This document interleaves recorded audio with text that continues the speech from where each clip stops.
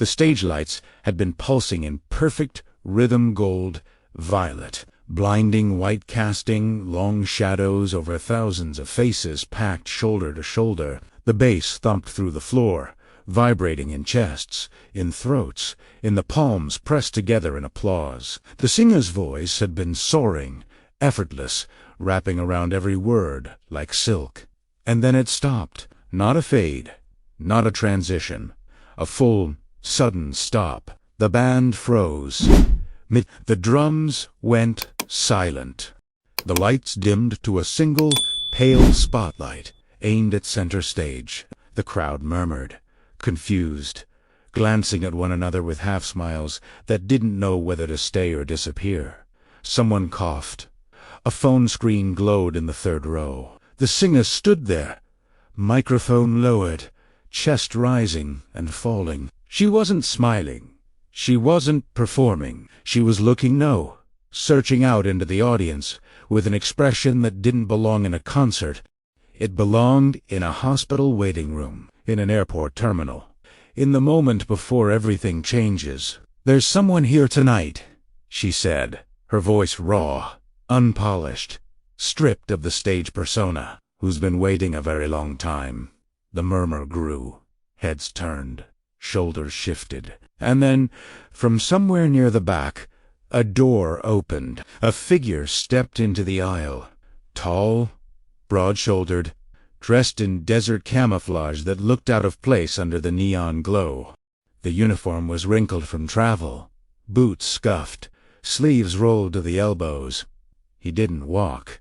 He ran. And in the middle of the crowd, a woman with a child on her hip went completely still. Her name was Emma.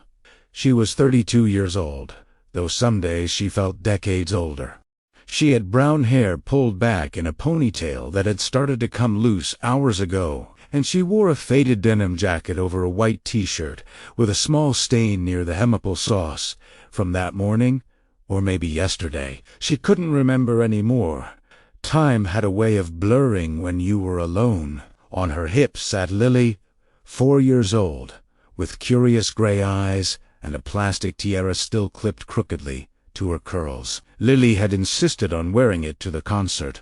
"Princesses go to concerts, Mommy," she'd said with the kind of certainty only a child could muster. Emma hadn't argued. She hadn't argued about much lately. It was easier to say yes, easier to smile, easier to pretend that everything was normal. But nothing had been normal for 9 months. 9 months since she'd watched her husband, Staff Sergeant Daniel Kraus, climb into a military transport vehicle at dawn with a duffel bag slung over his shoulder and a promise in his eyes that he couldn't quite voice. 9 months since she'd felt his hand in hers, his lips against her forehead, his whispered, "I'll be home before you know it." 9 months of unanswered questions, of waiting by the phone, of putting Lily to bed alone and lying awake in a too-big bed, staring at the empty side, at the pillow that no longer smelled like him. 9 months of birthdays without him, holidays without him, mornings without the sound of his boots by the door. Emma had bought these concert tickets 3 months ago, back when a friend had insisted she needed to get out and do something for herself. At first, she'd refused. How could she enjoy anything when half of her heart was deployed to a desert she couldn't picture, fighting a war she didn't fully understand? But Lily had overheard, and her little face had lit up. A real concert, with music and lights, and so Emma had said yes. Again. Tonight was supposed to be a distraction, a few hours where she didn't check her phone every 10 minutes. Where she didn't scan her email for updates from the family readiness group, where she could watch her daughter's face light up under the stage glow and remember what it felt like to be present instead of waiting. The venue was massive on old amphitheater downtown with vaulted ceilings and walls covered in peeling posters from decades of sold-out shows. The crowd was a mix of ages. Teenagers with glow sticks, couples swaying together, parents with children perched on shoulders. Emma had chosen seats near the middle, not too close to the chaos of the pit, not too far to feel disconnected. Lily had been bouncing in her seat since the opening act, waving a tiny foam finger someone had handed her at the door, and Emma had been trying, really trying, and to sing along. To clap, to clap. To let the music drown out the voice in her head that kept whispering, what if something happened? What if he doesn't come back? What if tonight is just another night in a long line of nights without him? But then the music stopped, and the singer said those words. And Emma's heart, which had been beating in time with the bass, suddenly felt like it had forgotten how to rhythm at all. The waiting had started long before Daniel left. It started the night he told her about the deployment 3 weeks' notice. Maybe 4 if they were lucky. Emma had been folding laundry in the living room, and he'd stood in the doorway with his hands shoved deep in his pockets, that look on his face she'd learned to recognize over 7 years of marriage. The look that said, I don't want to tell you this, but primera habit. She'd known before he even spoke. How long? She'd asked, not looking up from the tiny pink socks she was pairing together. 9 months, maybe a year. The sock had slipped from her fingers. They'd spent those 3 weeks trying to cram a lifetime into borrowed hours. Late-night conversations on the back porch. Breakfasts that stretched into lunch because neither of them wanted to leave the table. Lily's bedtime stories read in Daniel's deep, steady voice, the one Emma recorded on her phone even though she knew it would hurt to listen to later. He'd left sticky notes around the house. On the bathroom mirror, you're stronger than you think. Inside the pantry, don't forget to eat something other than cereal. Tucked into Lily's toy box, Daddy loves you, to the moon. Emma had found them one by one in the weeks after he left, and each time it felt like reopening a wound that hadn't even begun to heal. The first month had been the hardest. She'd wake up, reaching for him, her hand landing on cold sheets. She'd brewed 2 cups of coffee out of habit, then stare at the second mug until it went cold. Lily asked about him every single day. When is Daddy coming home? And Emma would always smile and say, soon, baby. Soon. But soon became weeks. Weeks became months. The communication was sporadic. A phone call every 2 weeks, if the connection held. Emails that came in bursts, 5 in one day, then nothing for 10. Video calls that froze mid-sentence. His pixelated face suspended in time. Mouth open. Eyes tired. She memorized every frame. The new lines around his eyes. The sunburn across his nose. The way his smile didn't quite reach his eyes anymore. He told her about the heat. The dust that got into everything. The boredom, punctuated by moments of terror he couldn't describe. He told her about the guys in his unit. The inside jokes, the care packages she sent that became legendary in the barracks. He told her he missed her, that he loved her, that he was counting the days. But he didn't tell her everything. She could hear it in the pauses. In the things he didn't say, in the way he changed the subject when she asked if he was safe. Emma had built a routine to survive the waiting. Mondays, grocery shopping with Lily, who insisted on pushing the cart even though she could barely see over the handle. Tuesdays, playgroup at the park, where other military spouses gathered and pretended their smiles weren't held together by sheer willpower. Wednesdays, laundry bues, the mundane tasks that kept her hands busy and her mind from spiraling. Thursdays, library story time, where Lily would sit cross-legged on the carpet and Emma would sit in the back row, checking her phone every 3 minutes. Fridays, pizza night, Daniel's favorite, even though he wasn't there to eat it.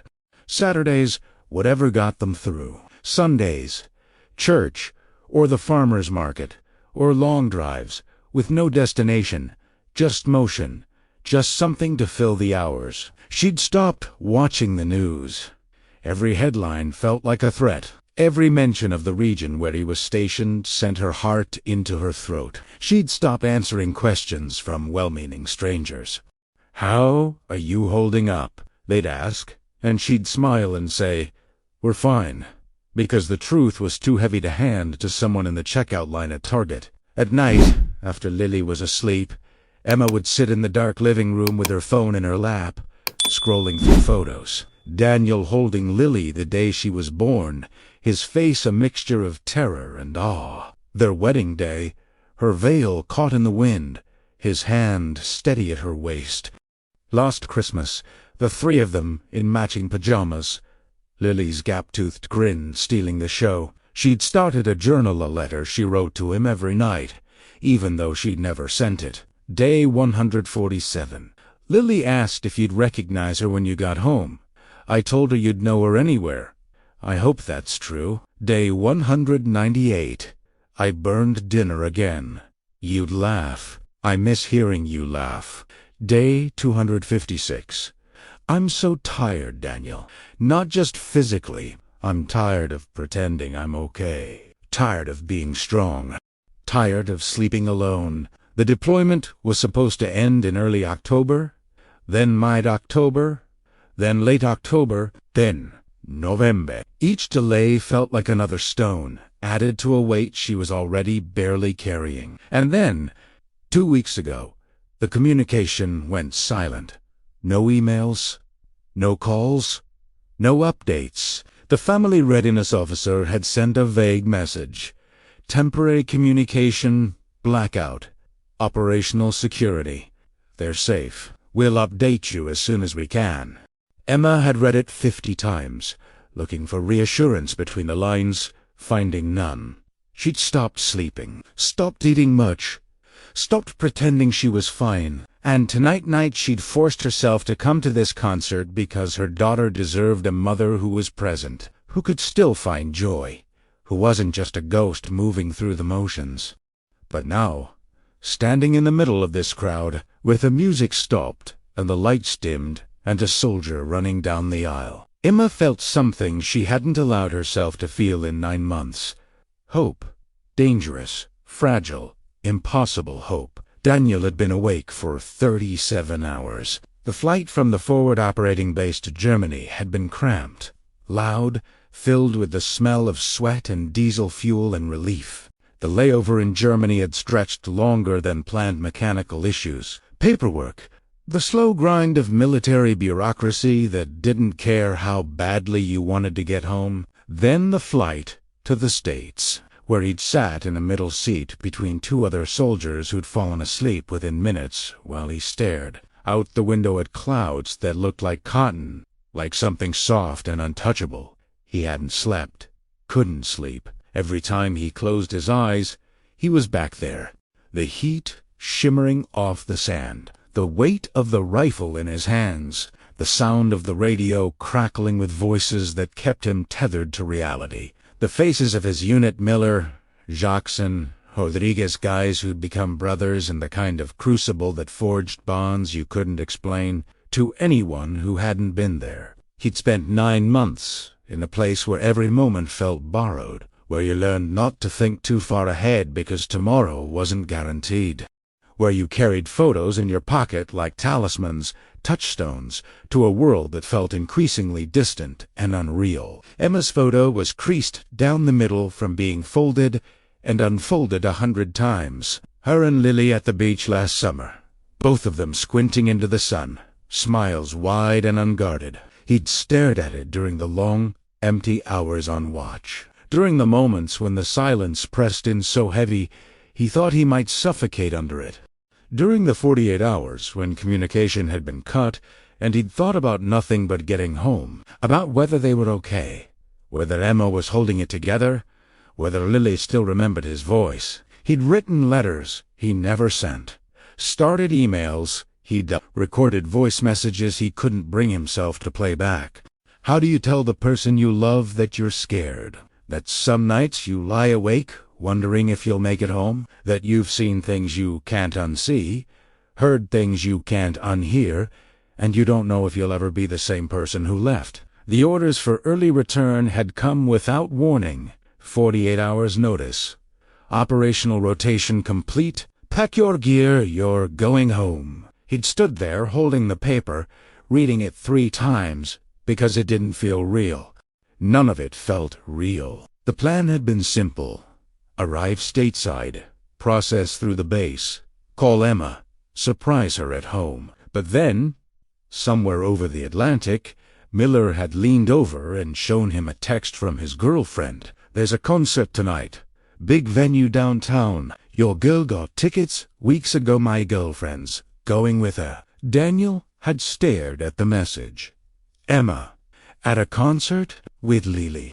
He'd checked his phone the moment they'd landed, scrolling through the family readiness group messages, through Emma's sparse updates, to the spouses network. And there it was, buried in a thread from 3 months ago, taking Lily to see a show, trying to do normal things, trying to remember what that feels like. His chest had tightened reading it. She'd been trying, alone. While he'd been half a world away, she'd been carrying everything: the house, their daughter, the weight of not knowing, the exhaustion of waiting. And she'd still found the strength to buy concert tickets, to take their little girl out, to pretend, even for one night, that life could be light again. He'd made a decision then, standing in the terminal with his duffel bag at his feet and travel orders in his hand. 2 phone calls, one to the concert venue, one to someone who knew someone who could make things happen. He'd explained the situation: deployed soldier, surprise return, wife and daughter in the audience. The voice on the other end had paused, then said, "Give me 20 minutes. 20 minutes had turned into an hour of coordination, security clearances, backstage access, a brief conversation with the singer herself, who'd listened to his story with tears in her eyes and said, "We'll make this happen. Trust me." Now, standing in the wings of the stage, Daniel could feel his heart hammering against his ribs. He was still in uniform though, time to change. No desire to. The desert camouflage felt strange under the cool venue lights, so different from the relentless sun he'd lived under for 9 months. His boots were scuffed, his sleeves rolled up, and he probably smelled like airplane and exhaustion and too many time zones crossed too quickly. But none of that mattered. From where he stood, he could see the crowd. Thousands of people packed together, swaying, singing, living their lives in a way that felt foreign after so long in a place where joy was rationed and every moment was measured. And somewhere in that crowd, he couldn't see her yet, but he knew she was there, was Emma, who'd sent him care packages filled with his favorite snacks and letters written in her careful handwriting. Emma, who'd held their daughter through nightmares and questions and the unbearable weight of his absence. Emma, who'd shouldered everything so he could do his job, so he could come home, so they could have a life worth coming home to. The singer caught his eye from the stage and gave a small nod. This was it. The music stopped. The lights dimmed.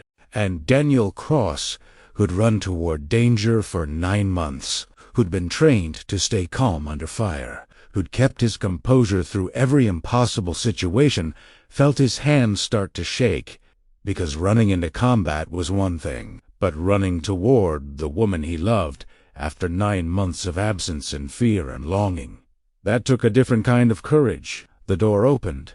He stepped into the aisle, and he ran. Emma didn't move. She couldn't. Her body had gone rigid, every muscle locked in place, as if moving might shatter whatever fragile moment this was. Her breath caught somewhere between her lungs and her throat, stuck there, burning. The noise of the crowd, gasps, murmurs. The rising tide of realization became a distant hum, like static, like white noise, like the sound of her own pulse pounding in her ears. The figure in the aisle was still running. Closer now, close enough that she could see details. The tan and brown pixels of the uniform, the name, tape, across the chest, the face. "Oh, God, Daniel." Her hand flew to her mouth, fingers pressing hard against her lips, as if to hold back the sound trying to escape. A sob, a scream. She didn't know, couldn't tell. Her vision blurred instantly. hot tears spilling over without permission, without warning, streaming down her cheeks in twin rivers she didn't bother to wipe away. Lily hadn't noticed yet. She was still looking at the stage, small hands gripping Emma's jacket, waiting for the music to start again. "Mommy, why did they stop? Is the concert over?" Emma couldn't answer, couldn't speak, couldn't do anything but stare at the man pushing through the crowd, his eyes locked on hers with an intensity that made her knees weak. 9 months, 273 days, 6,552 hours. She'd counted. God help her. She'd counted every single one. And now he was here. Here. Not in a pixelated video call. Not in a crackly phone connection. Not in a letter or an email or a voice message she'd played on repeat until she'd memorized every inflection, every breath. Here. Real. Solid.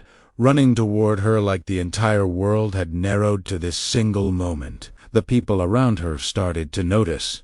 Heads turned. Ponis lifted. A woman to her left gasped and grabbed her husband's arm. A teenager, a few rows back, shouted, "Oh my God!" Someone started clapping, tentative at first, then louder, then spreading like wildfire through the section. But Emma barely heard it, because Daniel was 10 feet away now.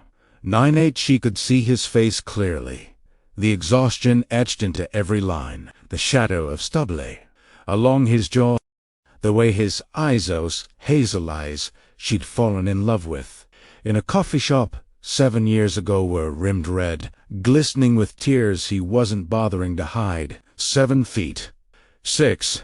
He was breathing hard, chest heaving, and she realized he must have sprinted the entire length of the venue, from wherever he'd been waiting. However long he'd been planning this. 5 feet. Lily turned. It happened in slow motion, that kind of moment that would replay in Emma's mind for the rest of her life. Lily's small head swiveling toward the commotion, her gray eyes widening, her mouth forming a perfect O of confusion. She looked at the soldier, then at Emma, then back at the soldier, and then she knew. "Daddy." It came out small, barely a whisper, a question wrapped in disbelief, in hope, in the kind of fragile recognition that comes from 9 months of missing someone, of holding on to a memory that might have started to fade. 4 feet. Daniel's face crumpled. His jaw clenched, lips pressed together hard. But it wasn't enough. A sob broke through Raw and unguarded, and he didn't try to stop it. "Yeah, baby," he managed, voice thick and breaking. "It's Daddy." 3 feet. Lily's entire body went taut. She pushed against Emma, arms reaching, fingers grasping at air. "Daddy!" This time it wasn't a whisper. It was a shriek of pure, unfiltered joy that cut through the noise of the crowd like a knife. She was scrambling now, kicking, thrashing in Emma's arms with the single-minded determination of a 4-year-old who'd just seen her whole world walk back into existence. 2 feet. Emma's legs finally remembered how to work. She stepped forward, stumbled, really closing the distance, and then 1 foot. Daniel's arms opened, and the space between them, the 9 months of emptiness, of absence, of weight. Emma crashed into him first, Lily sandwiched between them, all 3 of them colliding in a tangle of limbs and tears and broken sounds that might have been laughter, or might have been sobs, or might have been something with no name at all. Daniel's arms wrapped around them tight, so tight Emma could barely breathe. And she didn't care. Didn't care about anything except the solid warmth of him, the realness of him, the weight of his hand on her back, and his face buried in her hair, and the way he was shaking, trembling like a leaf in a storm. "Emma," he choked out, the word muffled against her shoulder. "God, Emma, I'm here. I'm here." She couldn't speak, could only clutch fistfuls of his uniform and hold on like he might disappear if she let go. Like this might still be a dream, like 9 months of loneliness might have finally broken her brain, and this was just her mind's cruel trick. But he smelled real. Sweat and soap. And something that was uniquely him. The scent she'd tried to remember and couldn't quite capture, and now it flooded her senses and shattered every last piece of composure she'd been clinging to.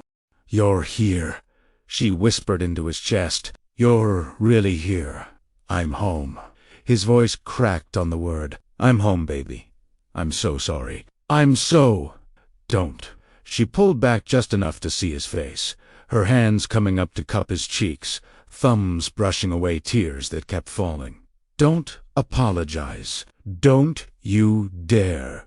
Lily was crying now, too, her little face pressed against Daniel's neck, arms locked around him in a death grip. "Daddy, you're back. You came back.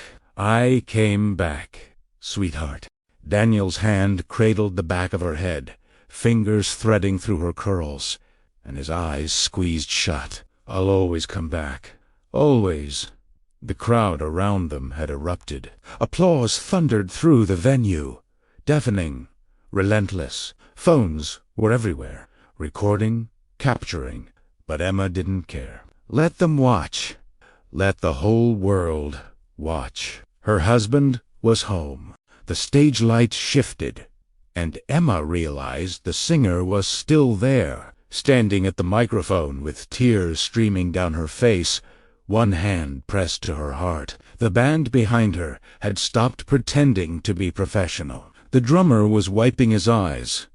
The guitarist had his head bowed. The singer's voice came through the speakers, soft and thick with emotion. "Ladies and gentlemen, Staff Sergeant Daniel Cross, home from deployment." The applause grew louder. People were standing now, a wave of movement rippling through the crowd.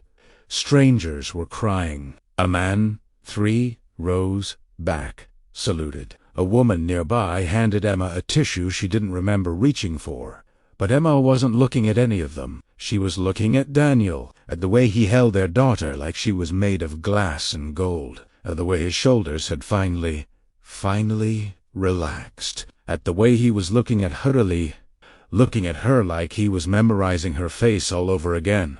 "I missed you," she whispered, the words inadequate, insufficient, too small to hold the weight of 9 months. His forehead dropped to hers. "I missed you every second of every day.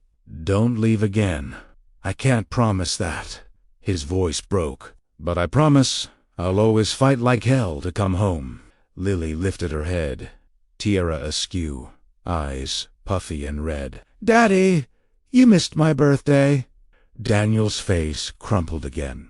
"I know, Princess. I'm sorry. It's okay." She patted his cheek with her small hand, serious and solemn. "You're here now. That's the best present." And Emma, who'd been strong for 9 months, who'd held everything together with sheer willpower and stubbornness and love, finally let herself break. Because he was home. And for this moment, this perfect, impossible moment, nothing else mattered.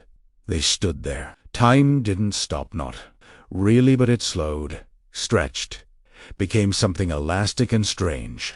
The world continued around them, the crowd still clapping, phones still recording, the singer still watching from the stage with her hand over her heart. But for Emma, for Daniel, for Lily wrapped between them like the most precious thing in the universe, none of it existed. There was only this, only them. Daniel's hands moved slowly, reverently, as if he were touching something sacred. One palm cupped the back of Emma's head, fingers threading through her ponytail, thumbs stroking the curve of her skull. The other hand held Lily against his chest, supporting her small weight like he'd never let her go again. His eyes redrimmed, exhausted, full of things he couldn't surround over Emma's face, with an intensity that made her breath hitch. "Look at you," he whispered, and his voice was wrecked, shredded by emotion and sleeplessness, and 9 months of holding everything in. "God, look at you." Emma tried to laugh, tried to make some self-deprecating joke about how she looked like she'd been through 9 months of hell, because she had, but the sound came out broken. Her hands were still on his face, thumbs tracing the new lines around his eyes, the shadows underneath, the way his cheekbones seemed sharper, more pronounced. "You lost weight," she said, and it came out like an accusation, like grief. "So did you." She couldn't finish, because he was right. She'd dropped pounds she didn't have to lose, stopped eating properly, stopped taking care of herself in all the ways that mattered when you were just trying to survive one day at a time. "We're both here now," Daniel said, and his forehead pressed harder against hers, like he was trying to merge them into one person, like 9 months of distance could be erased by proximity alone. "We're here. We made Italiano." Lily squirmed between them, not trying to get away, but trying to get closer, trying to touch both of them at once. Her small hands patted Daniel's chest, his shoulders, his face, like she was checking to make sure he was real, solid, not a dream or a video call that would freeze and disconnect. "Daddy, you're really here," she said. And it wasn't a question anymore, but a statement, a fact she was testing against reality. "I'm really here, Princess." Daniel's voice cracked on the nickname, and he lifted her higher, burying his face in her curls, breathing her in. Emma saw his shoulders shake, saw the way his jaw clenched, the tendons in his neck standing out as he fought for control, and lost. It was crying, openly, unashamedly, with the kind of raw vulnerability that comes from being pushed past every limit, every defense, every wall you've built to survive.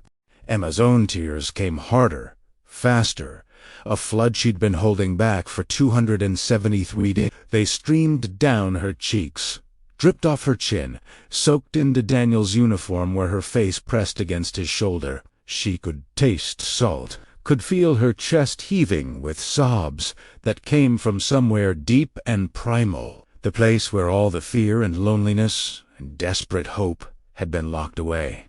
I didn't think she started, then stopped, because finishing that sentence felt dangerous. Every day I didn't think I know. Daniel's hand moved to her back, pulling her impossibly closer. "I know, baby, I know. The last 2 weeks, when you stopped calling, when there was nothing, I thought, I'm sorry. God, Emma, I'm so sorry." His lips found her temple, pressing kisses there frantic, desperate, like he was trying to kiss away 9 months of worry. "I wanted to tell you. I wanted to call, but they wouldn't let us. Operational security. And I couldn't. You're here now." Emma pulled back just enough to look at him, her hands moving to his shoulders, gripping hard. "You're here. That's all that matters." But even as she said it, she could see the ghosts in his eyes, the things he wasn't saying, the shadows that hadn't been there 9 months ago. She knew, had always known, that he wouldn't come back exactly the same. That war changed people. That the man who'd left in the early morning darkness and the man holding her now were the same person, but also different, marked by experiences she couldn't share and he might never be able to fully explain. And she loved him anyway, loved him more.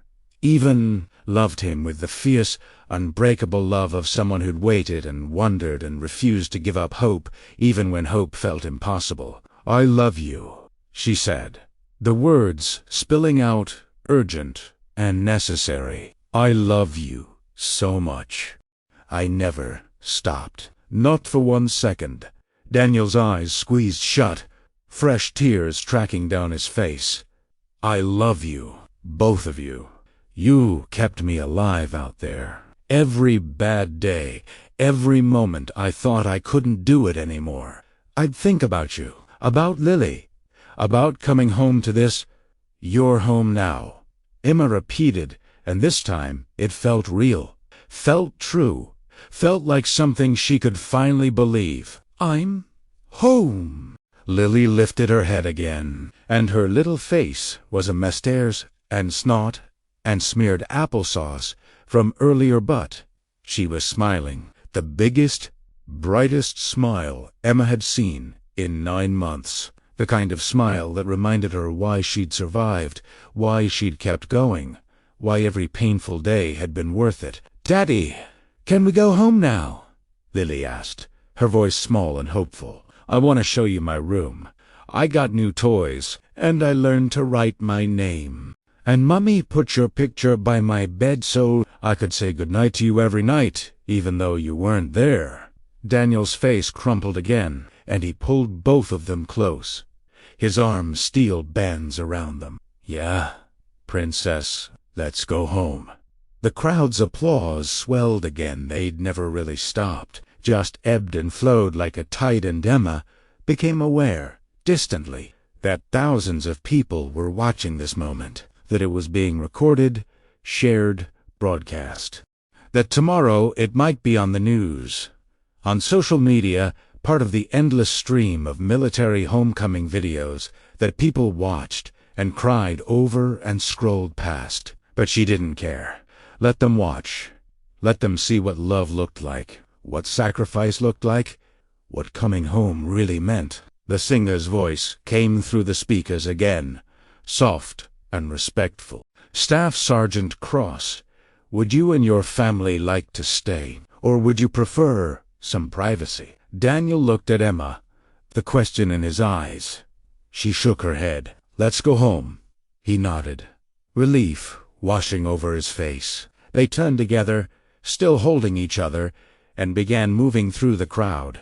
People stepped back, creating a path, and Emma heard fragments of words as they passed. "Thank you for your service. Welcome home. God bless you," but they were just noise, just background. All that mattered was the weight of Daniel's arm around her shoulders, the way Lily's head rested against his chest, the way his hand kept tightening on Emma's waist, like he needed constant confirmation that this was real. They reached the aisle. T exit. The door that led out of the venue and into the cool night air. And as they stepped outside, away from the lights and the music and the crowd, Emma took her first full breath in 9 months. Because he was home, and she could finally stop waiting. The stage behind them erupted in music again, the band picking up where they'd left off, the singer's voice soaring, but it was distant now, muffled, belonging to a world they were no longer part of. They walked to the parking lot in silence, the three of them moving as one unit, and Emma realized she was shaking, not from cold, not from fear, but from the release of 9 months of tension, of holding herself together by sheer force of will. Daniel noticed. He always noticed. "You okay?" he asked quietly. Emma nodded, then shook her head, then laughter, broken, watery sound. "I don't know. Ask me in a week." "Fair enough." His lips quirked in something that almost resembled his old smile. "I don't know either." They reached the car, Emma's old sedan with a car seat in back and the stack of library books Lily had insisted on bringing. Daniel opened the back door, carefully settling Lily into her seat, buckling her in with practiced hands that remembered despite 9 months away. Lily's eyes were already drooping, exhaustion and emotion catching up with her. "Daddy, will you be here when I wake up?" Daniel's hand stilled on the buckle. He leaned in, pressing a kiss to her forehead. "I'll be here, I promise." "Okay." Her eyes fluttered closed. "Love you, Daddy. Love you too, Princess, more than all the stars." He closed the door gently, then turned to Emma, and finally it was just the two of them. The parking lot was nearly empty, streetlights casting long shadows, the sound of the concert muffled and distant. Emma leaned back against the car, suddenly exhausted, suddenly overwhelmed, suddenly unsure what to do with all the emotions coursing through her. Daniel stepped close, bracketing her against the car with his arms, his body a shelter and a promise. "Hi!" he whispered. Emma's laugh was half. "Hi!" I'm sorry I couldn't warn you. I'm sorry I couldn't stop apologizing." Her hands found his chest, fingers curling into the fabric of his uniform. "You're here. You found us. You." Her voice broke. "You came back.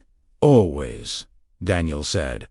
And it was a vow, a prayer, a truth he'd carry for the rest of his life. "I'll always come back to you."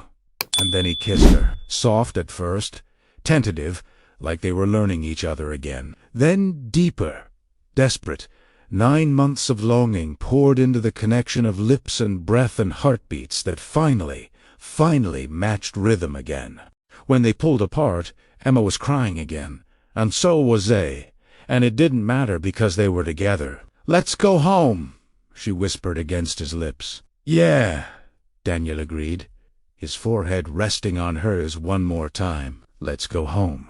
The drive home was quiet, not the heavy, suffocating silence Emma had grown accustomed to over 9 months, the kind that pressed in on her in the evenings, and the empty spaces where Daniel's voice should have been. This silence was different, gentle, full, the kind that exists between people who don't need words to communicate, who can simply be together and find peace in the shared space. Daniel sat in the passenger seat. His hand reached across the console to rest on Emma's thigh. She'd placed her hand over his the moment they'd pulled out of the parking lot, and neither of them had let go since. His thumb traced slow circles against her leg, conscious, rhythmic, like he needed the constant physical reminder that she was real, that they were together, that this wasn't another dream he'd wake from in a desert tent half a world away. In the back seat, Lily had fallen asleep within minutes, her plastic tiara slipping sideways, her small chest rising and falling with the deep, unburdened breath of a child who finally felt safe again. Emma drove carefully, taking the long way home without consciously deciding to. She wasn't ready for the night to end, wasn't ready to face the reality of unpacking whatever came next. The adjustment, the conversations they'd need to have, the ways they'd both changed that they hadn't yet discovered. For now, she just wanted this. The streetlights passing overhead, the warmth of his hand, the sound of his breathing, the simple, profound miracle of him being here, in her car, going home to their house, to their life. "What are you thinking?" Daniel asked quietly, his voice rough with exhaustion. Emma glanced at him, taking in his profile in the dim light, the strong line of his jaw, the tired slope of his shoulders, the way his eyes stayed fixed on her like she might vanish if he looked away. "I'm thinking," she said slowly, "that I don't know how to do this." "Do what?" "Stop waiting." Her voice caught. "For 9 months, all I did was wait. Wait for calls, wait for emails, wait for you to come home, and now you're here. And I don't know how to turn that off. Part of me is still waiting for the other shoe to drop, for this to not be real." Daniel's hand tightened on her leg. "I'm real. I'm here, I know. Logically, I know. But my heart hasn't caught up yet." He was quiet for a moment, processing. "Then, I get it. I feel like I'm still there sometimes. Like I'm going to blink and be back in that desert. Like this." He gestured vaguely at the car, at her, at everything is a dream, not the other way around. Emma's throat tightened. "How do we do this? How do we figure out how to be us again?" "One day at a time, I guess." His thumb continued its gentle circles. "Maybe 1 hour at a time. 1 minute, if that's all we can manage." She nodded, blinking back fresh tears. "I'm so tired, Daniel." "I know, baby, I know. Not just physically. I'm tired of being strong, tired of holding everything together, tired of—" She stopped, swallowing hard. "I need you to know that I'm not okay. I haven't been okay, and I don't know how long it'll take for me to be okay again." "That's fair." His voice was thick. "I'm not okay either. I don't know if I will be for a while. Maybe we can be not okay together. Something in Emma's chest loosened at that. The permission to not have it all figured out. To not pretend. To be broken and healing and imperfect. Together, they pulled into their driveway, the small house with the blue shutters and the garden. Emma had tried to keep alive, but had mostly let go to weeds. Daniel stared at it like it was the most beautiful thing he'd ever seen. "Home," he whispered, and the word held the weight of 9 months. Of every moment, he doubted whether he'd see it again. Emma turned off the engine. For a long moment, neither of them moved. "Daniel!" "Yeah, I'm glad you're home." He turned to her, and in the dim light of the driveway, she saw his eyes glisten again. "Me, too." "God, me too." They got out quietly, moving with the practiced coordination of parents who'd learned to extract a sleeping child from a car seat without waking them. Daniel lifted Lily into his arms, and she stirred just enough to wrap her arms around his neck, mumbling something incoherent before settling back into sleep. Inside, the house was exactly as they'd left it. The living room lamp Emma always kept on, the stack of mail on the kitchen counter, the photo of the three of them on the mantel taken before deployment, when they'd all still believed 9 months wouldn't feel like an eternity. Daniel carried Lily upstairs while Emma locked the door and turned off lights, moving through the routine she'd performed alone for so long. She heard him moving in Lily's room, the creak of the floorboards, the soft rustle of blankets, his whispered goodnight. "Princess." When he came back downstairs, he found Emma standing in the middle of their bedroom, staring at the bed like she'd forgotten how 2 people were supposed to share it. "Hey!" He approached slowly, carefully, like he was approaching something fragile. "We don't have to figure everything out tonight. I know. We can just sleep. Or not sleep. Or talk. Or not talk. Whatever you need." Emma turned to him, and the dam finally broke completely. She crossed the space between them in 3 steps and wrapped her arms around his waist, burying her face in his chest, and let herself cry, really cry, for the first time since he'd left. Daniel held her through it, his own tears falling into her hair, his hands rubbing her back, his voice murmuring words that didn't matter as much as the sound of them. They stood there, swaying slightly, holding each other up in the bedroom that had felt too big for so long. "I love you," Emma said when she could finally speak again. "I love you, and I'm so proud of you, and I'm so angry at you for leaving, and I'm so grateful you came back. And I don't know how to feel all of these things at once. Feel them all," Daniel said simply. "Primera ka enitek. Italiano, I can take all of it." And somehow that was enough. They eventually made their way to bed still in their clothes, too exhausted and emotionally wrung out to care about pajamas or routines. Daniel lay on his back, and Emma curled into his side, her head on his chest, her hand over his heart, feeling the steady thump, thump, thump that had kept her awake with worry for 9 months. Daniel and "Welcome home." His arms tightened around her. "It's good to be home." The concert that night became a story they'd tell for years. A video someone in the crowd had recorded went viral, racking up millions of views. The soldier running through the aisle, the family collapsing into each other, the crowd erupting in applause. People they'd never met sent messages, left comments, shared their own stories of waiting and homecoming and love that survived distance. But for Emma and Daniel and Lily, it was never about the video or the views or the way strangers reacted to their moment. It was about the morning after, when Lily crawled into bed between them and Daniel made pancakes that were somehow both burnt and undercooked. It was about the conversations that happened in the weeks that followed, the hard ones, the healing ones, the ones that didn't have easy answers. It was about learning each other again, discovering the ways they'd changed and the ways they hadn't, building something new from the foundation of what they'd been before. It was about the choice, made every single day, to love each other through the hard parts, to be patient, to be honest, to be present. Because coming home wasn't just about the moment you walked through the door, It was about all the moments that came after.